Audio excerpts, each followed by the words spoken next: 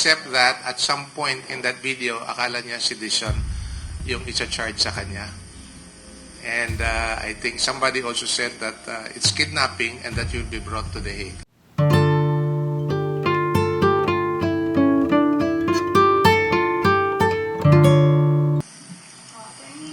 Yes.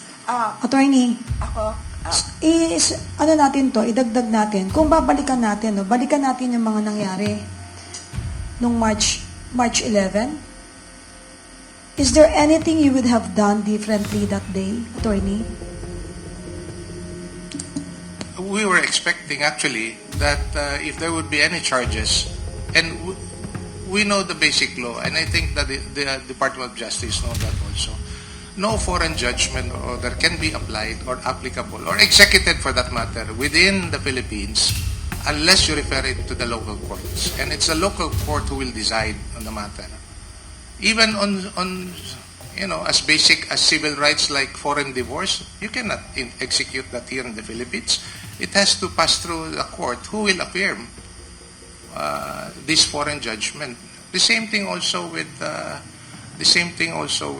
foreign orders. It will have to be referred to, and that's also in the law, no? Insofar as referral to a competent judicial authority.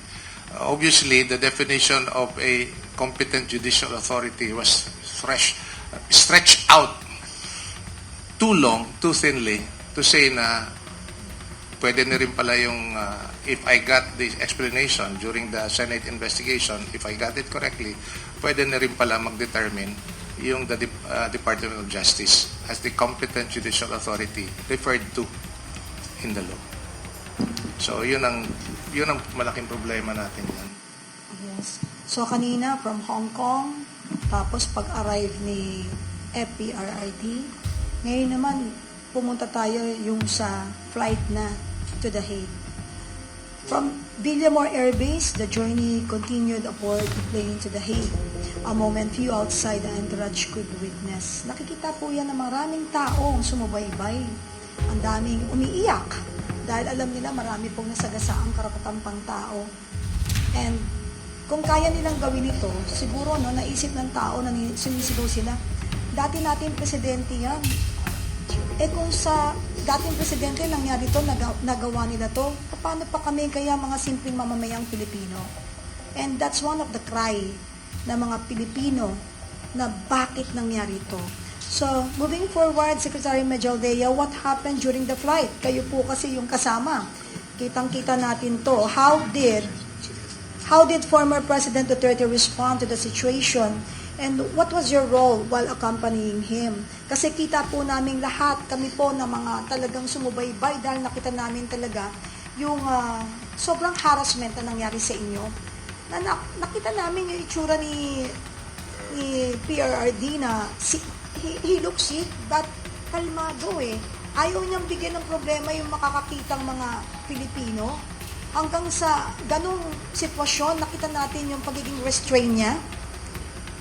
Kasi he is avoiding trouble. If you remember, mga kababayan, mga ka-vloggers, nakita ninyo na noong nagkakaroon sila ng parang palitan ng salita at pagkilala sa tamang proseso at batas, nakita ninyo ang Pangulo kung paano siya mag-deliver ng salita. Sinabi niya, antayin ko ang anak ko. Gusto kong makausap ang anak ko. Huwag kayong ganyan. May masasaktan, tapos narinig pa natin na tanggalin niyo yung bata. May babae dito. Hindi niya inisip yung sarili niya. And that time, he is so sick. Kitang-kita, pero makita mo yung kalmadong muka. Wala kang makikita. Malamya ang boses, pero kontrolado. Kaya makita mo talaga, last nakita mo nandoon pa rin yung leadership niya. Yung kakaibang leadership kung bakit mahal siya ng mga Pilipino. And now, bigyan natin ng pagkakataong makapagsalita kasi siya po yung kasama eh. Siya po talaga yung saksi sa lahat ng nangyari. Tayo po, sumusubaybay lang tayo kung ano ibabato sa ating informasyon that time kasi news blackout eh. So please, Attorney Majaldea, Sec, please, inform us. Si Attorney Delgra would like to say. Attorney Delgra, please. Dagdag ko lang kasi I was asking if yung 11-minute video that I took inside Villamor was shown earlier So I like to give context to that. Gaano niyo po ba? Pwede pong paki-roll natin. I think, bago po magsalita si Attorney Delgra, can we watch para sa pag-flashback lang natin ng mga nangyayari? Para mas madali nating susugan.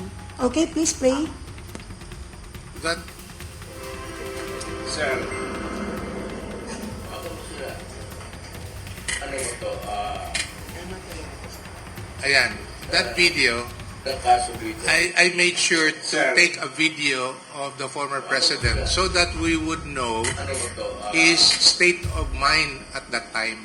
Where was this taken? I did not interrupt him except at some point when he said na ako sa iyo, he thought that it was sedition that he was being charged of. Sabi ko, kidnapping and you will be brought to the nandito naman tayo Hague. sa So, alam niya yung nangyayari. It's not a problem. Impossible. Okay lang nga po. Pero yung ano lang siguro, yung audio lang. You can continue with the Continue with the video pero walang audio para na walk through tayo dyan ni Attorney Delgra. The kaso dito. Sir, ako mo sila. Okay. Ito, Dahil nga, may barrier.